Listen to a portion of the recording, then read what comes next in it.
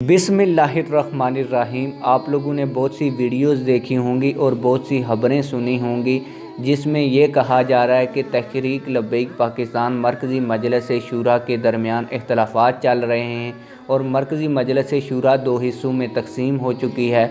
इस हवाले से तहरीक लब्बैक पाकिस्तान मरकज़ी मजलिस शूरा के अहम तरीन रुकन इंजीनियर हफीज़ुल्लाह अलवी साहब ने एक इंटरव्यू भी दिया है और इस इंटरव्यू के अंदर उन्होंने इस बात की तस्दीक भी की है। लेकिन मैं आज की इस वीडियो में ऐसी कोई भी बात नहीं करूंगा जिससे तहरीक लब्बैक पाकिस्तान के मुक़द्दस मिशन को नुकसान पहुंचे। और आज की इस वीडियो में ये भी आप लोगों को बताऊंगा कि जो इंट्रा पार्टी इलेक्शन है जिस हवाले से तहरीक लब्बैक पाकिस्तान मरकज़ी मजलिस शूरा के दरमियान इख्तलाफात चल रहे हैं, ये इंट्रा पार्टी इलेक्शन होता क्या है और इस मसले का हल असल में है क्या।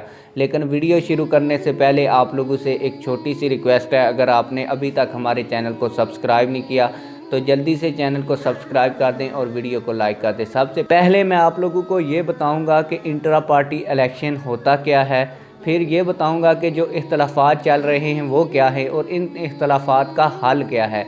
आप लोगों को बता दूं कि इंट्रा पार्टी इलेक्शन ये होता है कि किसी भी पार्टी के अंदर अगर अमीर, नायब अमीर या किसी भी ओहदे के ऊपर किसी की तकर्री करनी हो तो पार्टी के अंदर इलेक्शन करवाया जाता है, जिसके बाद किसी भी ओहदे के ऊपर किसी भी शख्स को मुंतखब किया जाता है।